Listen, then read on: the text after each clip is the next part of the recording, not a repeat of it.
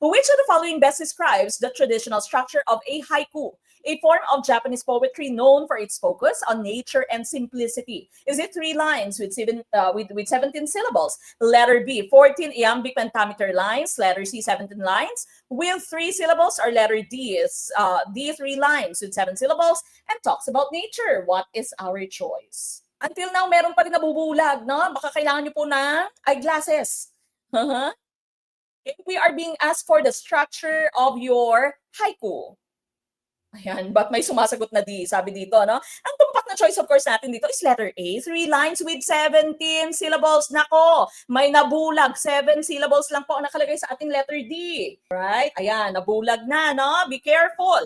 Ang ating naman pong 14 iambic pentameter lines, this is for your sonnet. Okay? Love poems natin, no? Sonnet natin. Kapag sinabi nating iambic, no? Meron kang 2 syllables, 1 unstressed and 1 stressed syllables. Okay? So, pentameter, no? That's the measurement for your sonnet, no? So letter A po, ang ating hinahanap dito, 3 lines with 17 syllables. What about your tanaka? 5 lines, 31 syllables. Tama, no? So kapag tanka po yan, 5 lines, imbis na 3 lines, no? Hindi lamang 17 syllables, but 31 syllables. So 5, 7, 5, 7, 7. Okay? 5, 7, 5, 7, 7. Okay? So here, no, haiku has 3 lines with 17 syllables.